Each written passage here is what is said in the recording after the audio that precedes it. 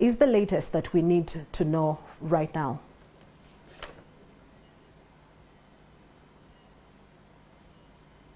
Lobby, and we're standing just about 20 meters from the facility where former presidential candidate Dr. Kizza Besigye has been taken, rushed for medical attention. We understand that the place where he's currently undergoing medication is under tight security. At least we've been there, but we had to disguise ourselves not as journalists so that we were allowed to go there.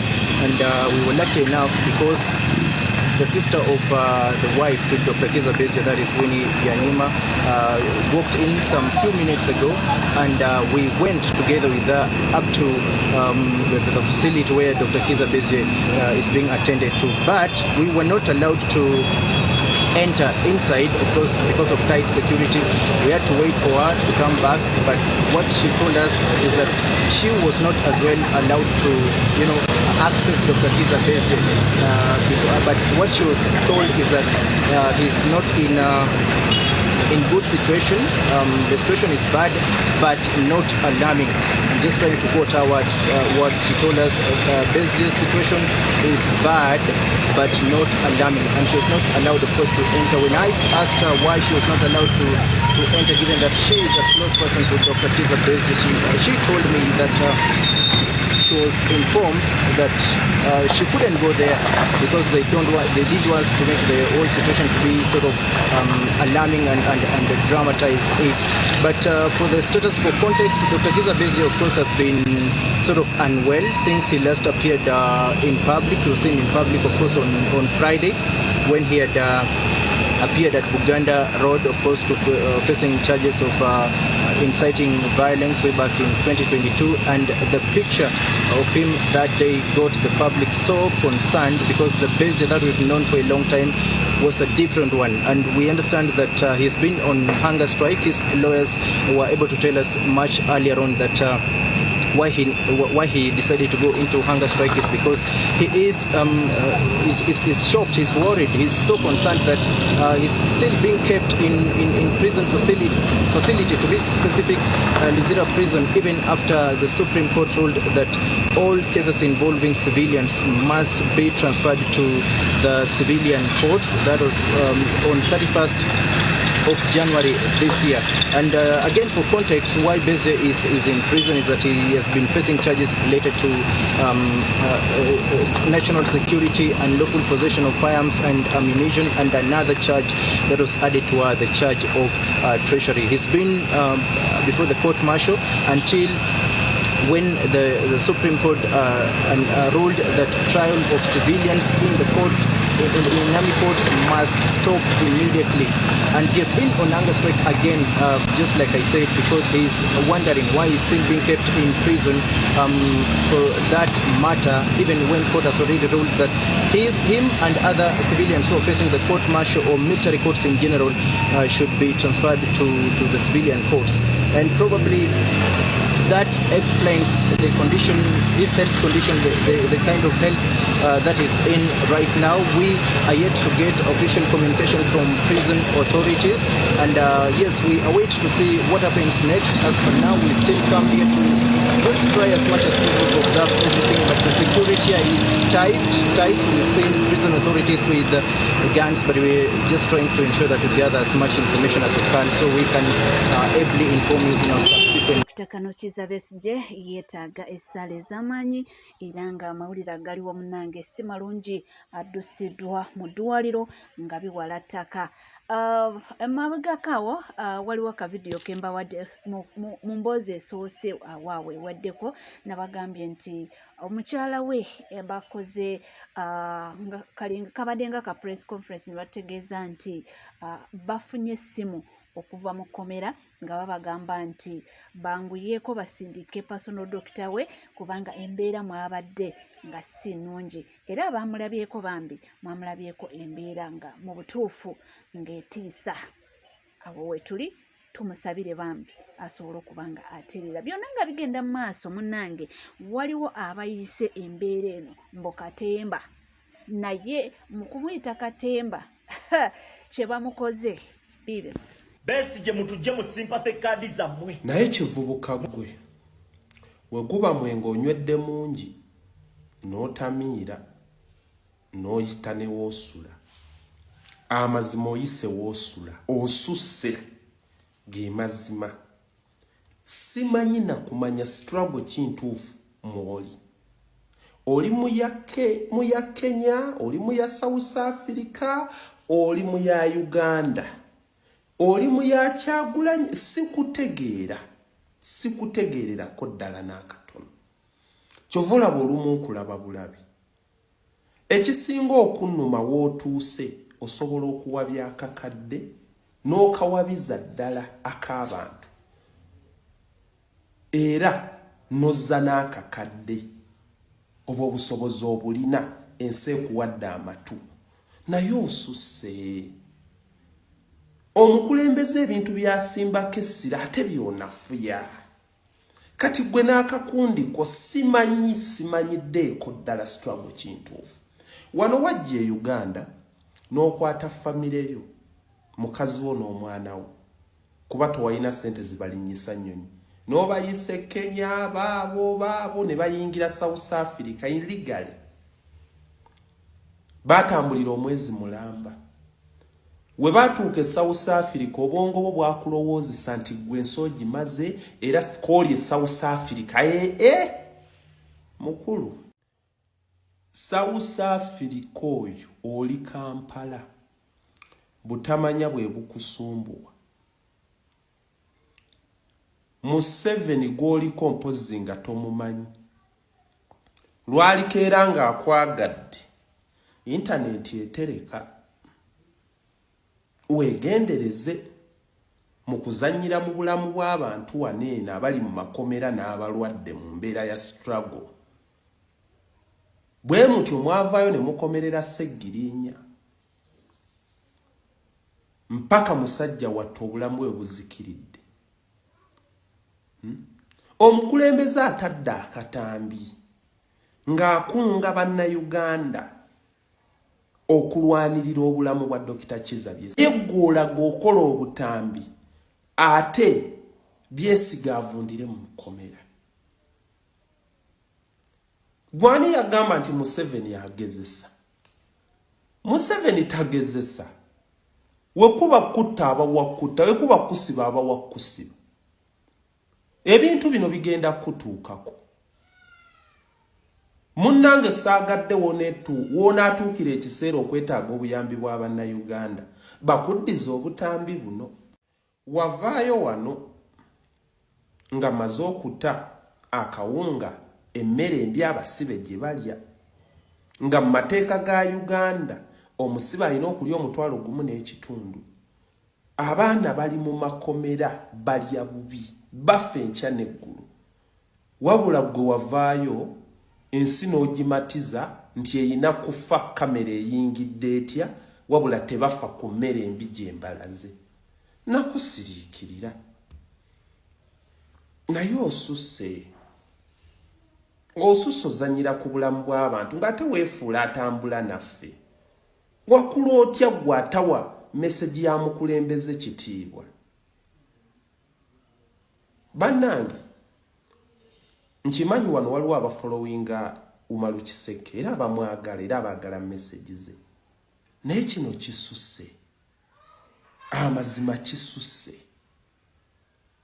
bannayuganda kitukakatako okubanja Dr. Kano Kizza Besigye mu kkomera gyali naddala ffe abaagala enkyukakyuka kitukakatako okubanja buli munnayuganda ali mu kkomera nga talina musango afune obwenkanya kaabenga gyali mu butali bya bufuzi kaabenga misango mirala naye nga munnayuganda Museveni buli kintu kyakola takikolera mu mateeka saawa zino kitukakatako okubanja buli musibe afune obwenkanya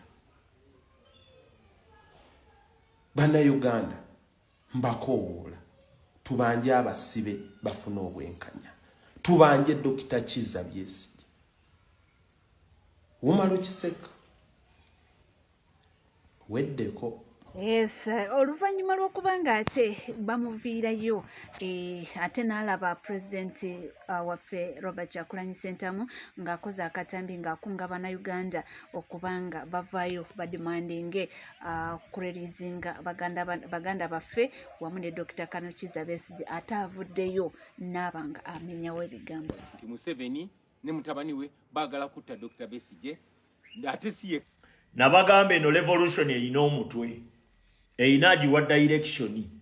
Omukulembeze waffe Robert Kyagulanyi Ssentamu newankubadde tuba tulina feeling zaffe zitya kyayogedde kyetukola kati atugambye tubanje ba political prisoner nga ne Besigye tumutwaliddemu kubanga omutemu gwe tulwanyisa akozesa obukodyo bungi okumukuumira mu buyinza naffe tulina kukozesa bukodyo bungi okumumamulako newankubadde tulina feelings zaffe eri abantu abamu newankubadde abantu abamu tetubaagala nabo tebatwagala naye ate era ffe tulina sigala nga tugamba ffe tubuulira butuukirivu tubuulira Uganda eyawamu tubuulira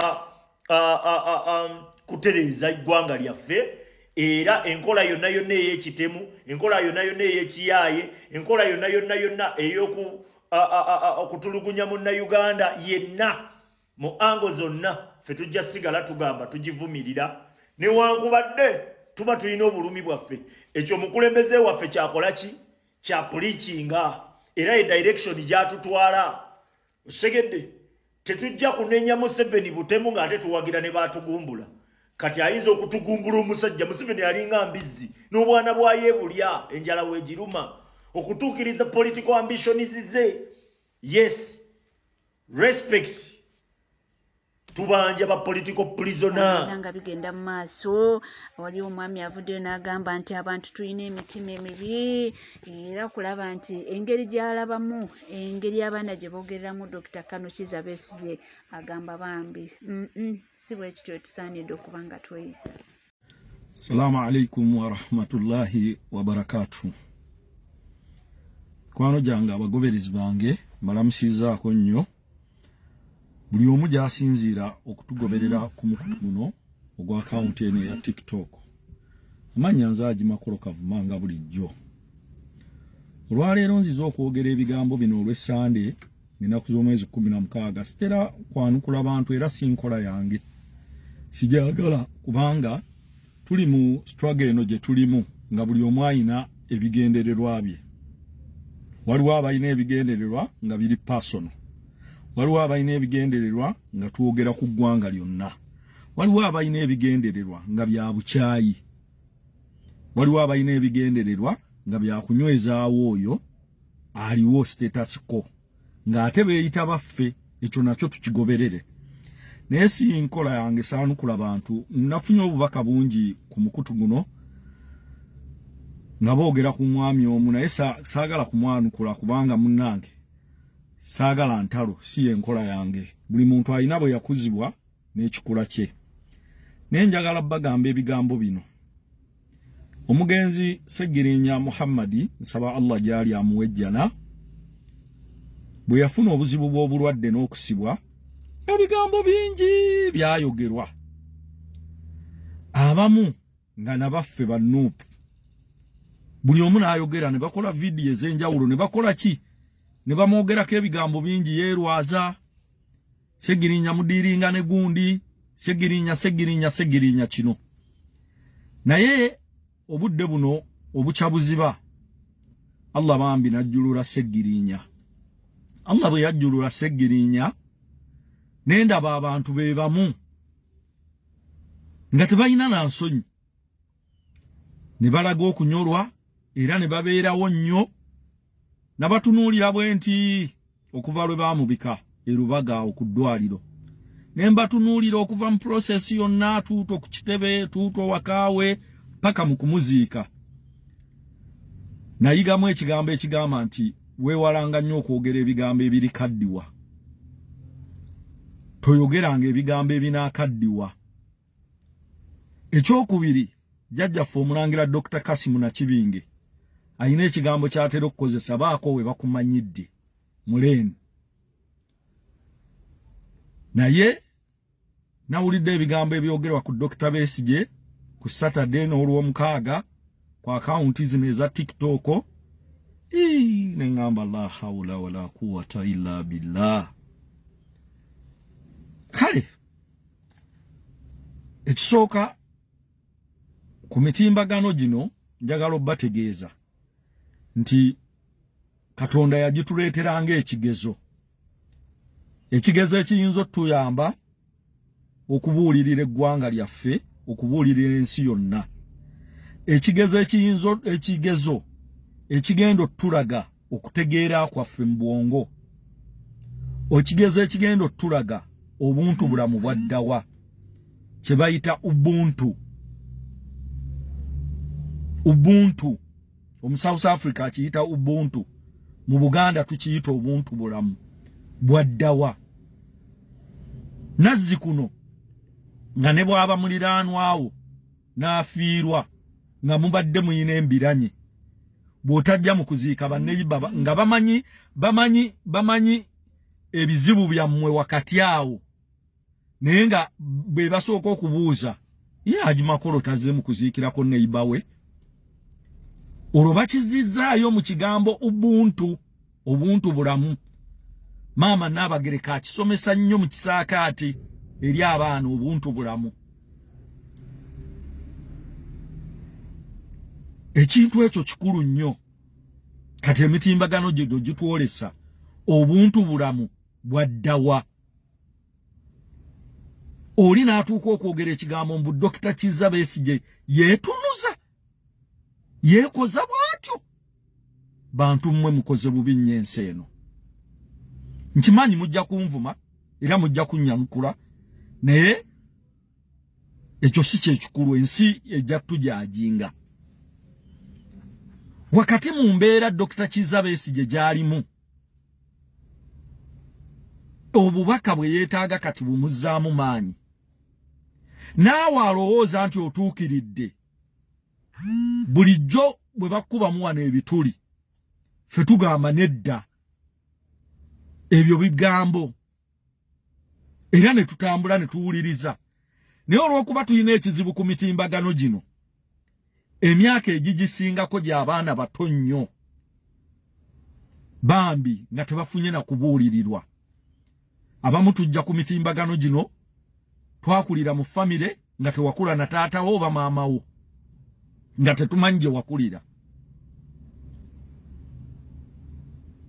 Oli najja ku mutimbagano guno, abamu mbalaba beeyambulira nako. Naye mwekube mu kifuba. Bino bye twogera ku mitimbagano gino, mbalayirira Allah yatutonda. Emyaka 12 abaana baffe bagenda biraba mu maaso. Bakutunuulire nga ddala taata waabwe beebuuze yono omutwe gwegwo gwennyini. Obuntu bulamu bulazeewa. Bwe mutyo bwe mwatuvuma ku Ssaabasajja Kabaka ng'ali mu kusoomoozebwa. Katikkiro n'avumwa, Abambejja ne bavumwa, Abalangira ne bavumwa. Buli muntu n'avumwa. Ne mbagamba wano ku mutimbagano nti Obwakabaka bwa Buganda round about weetooloola n'obusangawo. N'obusangawo. Ekibinja kyekimu ekyo kyekivuma buli mukulembeze throughout. Ne twebuuza ekigendererwa ki? Ekigendererwa ki? Ddala obulamu bw'omusajja Kizza Besigye ensi yonna internationally buli mu kwogera ku Besigye n'obulamu bwe. N'otunula mu kamera n'ovuma omusajja omulwadde ali mu kusoomozebwa, ali mu kkomera. Segirinya baamuleetanga mu kkomera nga mugamba nti yeekoza. Segirinya alya bitavutavu. Bwe yamala okufa ne mwesiimiikiriza. Baganda bange, bannyinaze, mikwano gyaffe, tuddemu ku buntu bulamu. Tuddemu obuntu bulamu mu bye tukola. Tuddemu obuntu bulamu. Mbeegayiridde.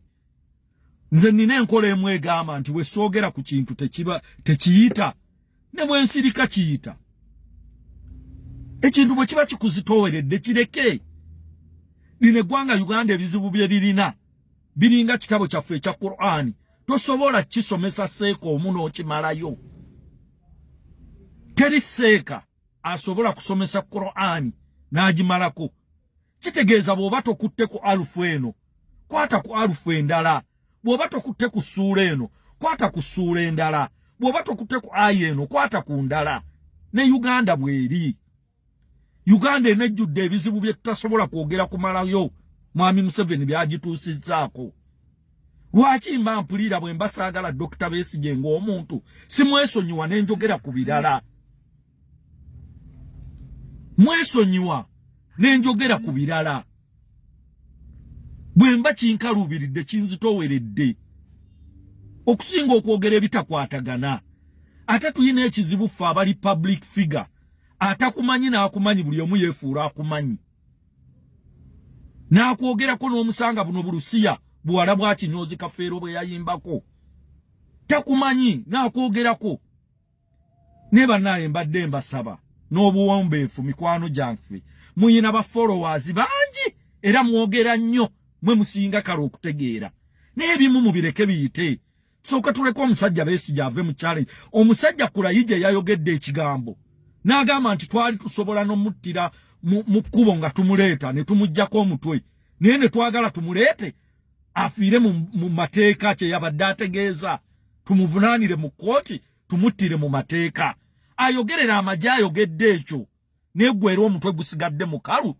Inna lillahi wa inna ilaihi rajiun. Bantu mmwe tuyina obulumi. Mbadde mbasaba mikwano gyaffe bwe muba ddala nga muli part of us mu struggle eno gye tulimu. Mpozi nga bwe mugamba eyammwe yanjawulo. Tubeegayiridde nammwe baboogerako bingi. Naye tetubyogera. Tubidifendi nga tumanya nti bye bya bulijjo. Muleke Besigye amala okuva mu challenge gy'alimu. Abamanyi Besigye bamumanyi. Bw'oba tomumanyi muleke. La hawla wala quwwata. Dr. Kizza Besigye gy'oli. Nsaba Allah akuvuunusa embeera. Kurayije yeewera kutta ate abeeyita ababo bakwogerera bino. Yes, tuli ku NCK TV nkugamba kimu nti bw'obanga tona subscribinga kekadde subscribinga, ringinga that notification bell, sharinga, likinga, ebisigadde byonna buterevu amawulire nja kubanga ngakuwa era nja kubanga ngakutuusaako wonna w'oli wonna w'osinzidde. Sigala naffe tuvaayo.